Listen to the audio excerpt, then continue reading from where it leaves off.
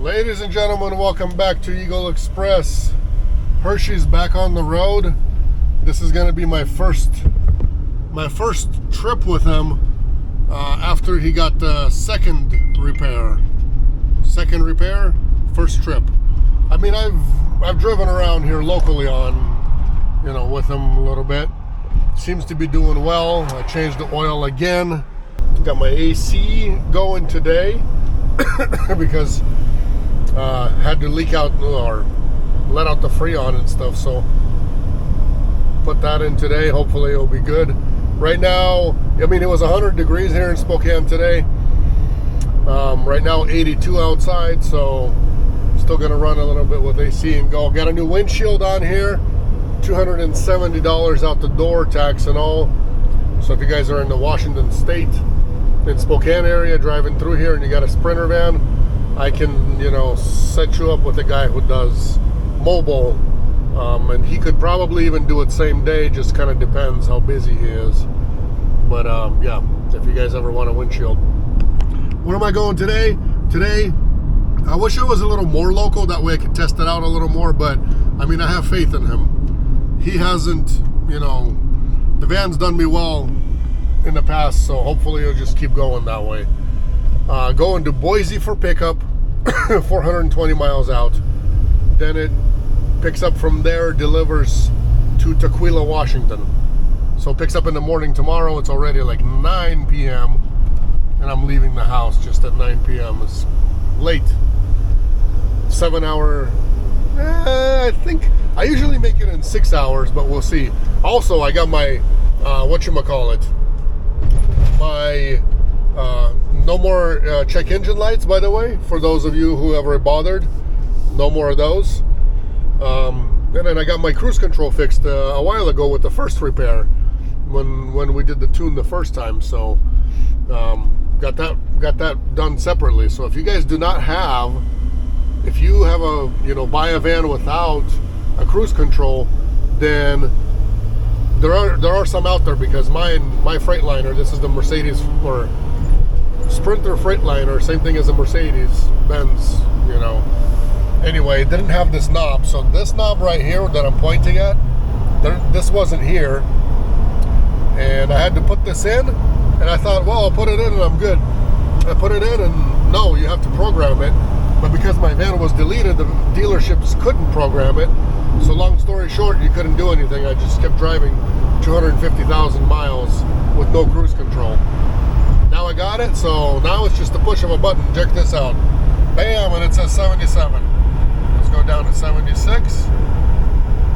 And that's what we're doing. 76 and keep on trucking. Made me a sandwich to go. We had a barbecue yesterday. Made me a burger to go. So I'm going to eat that for my dinner, and hopefully that's all I really need for today. Got my cooler, my drinks in there, and we're on the way. I don't even know my ETA yet, but I'm just going to go, and hopefully make it on site by 9, 10, 11, 12, 1, 2, 3. Man, it's going to be like 3 a.m. Sorry you can't see me, but it's going to be like 3 a.m. my time / 4 a.m. their time. It's going to be a good trip. Got a lake right by my house here, and more than one actually. I've got 1, 2 across the street, 3 there, 4 across the street, 4 lakes within like 2 minutes from my house. Maybe that's why we got a million mosquitoes at home. Hey, I just read a comment that somebody says I like to drive and eat with chopsticks. I'm a very dangerous driver. And guess what? For that person, I turned the camera on just for them. I'm at the drive-thru at Panda at 10:53 p.m. Look at the time. You see that? 10:53? Almost 11 p.m.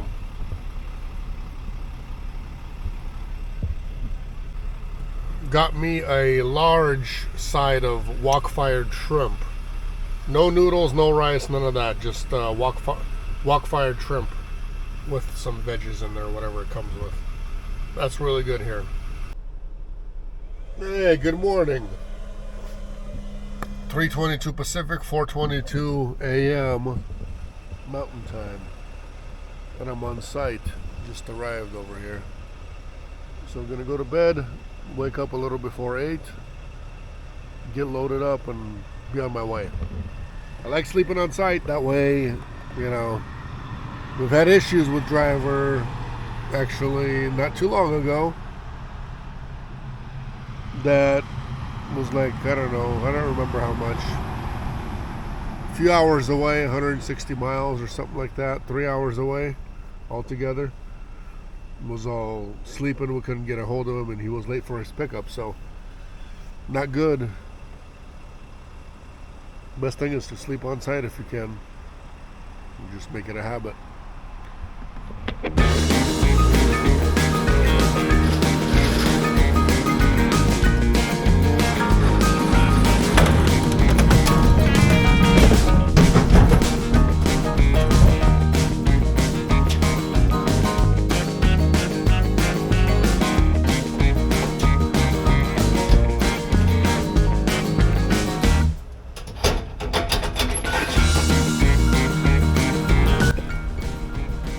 This is my box that I'm picking up, whatever you want to call it, crate, case.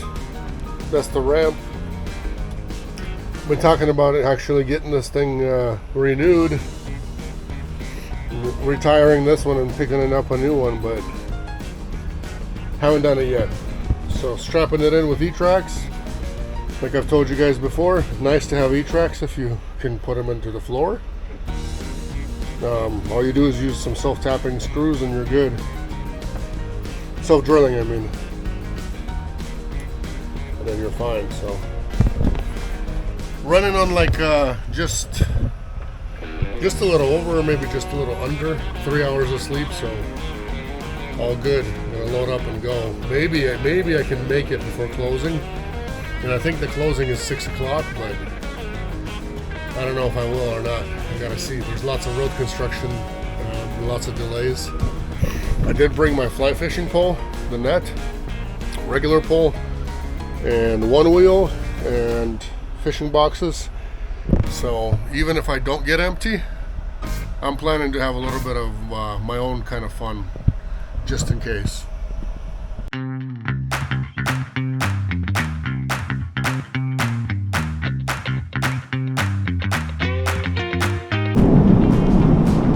Driving by, saw easy access right from the road with some decent looking fly fishing spots, so I'm gonna try it here. We got some rapid water, we got some calm water right there, so I think I'm gonna try something right there. I'm gonna try some maybe from this rock, throwing it closer to the other shore, and then maybe over there.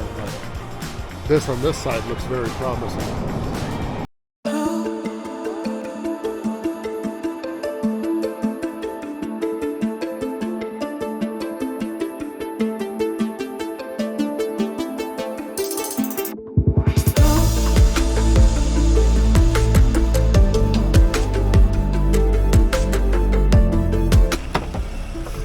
Well, as far as catching fish, I didn't get any keepers.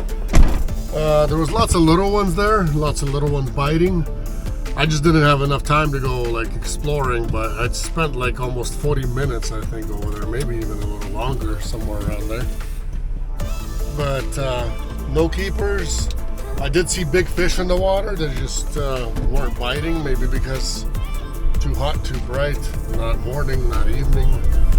You know, one of those things. Little ones were biting, and there's lots of little fish, you know, like this big, a little bigger, like 4 or 5 inches, 6 inches, but not keepers, you know what I mean? If I had a keeper, I'd definitely show it to you guys, but hey, there's always a next time, and there will always be a next time.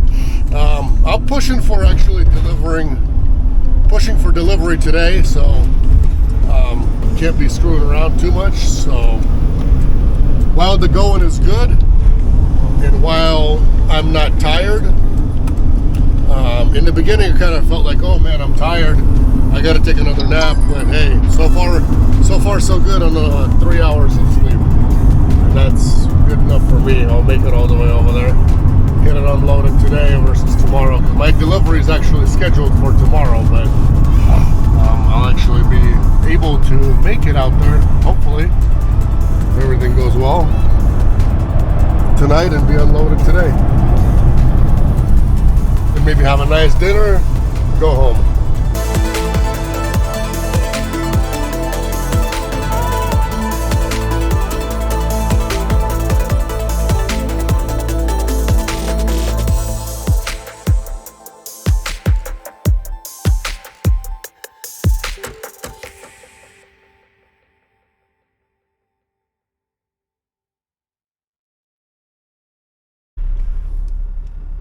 Made it in the nick of time. Guy's like, oh, you're late. I'm like, I thought you guys unload till 6 p.m. And he's like, till 5. And I'm like, well, one of our drivers said that he's unloaded here up until 6 p.m. And not just once, but a few times.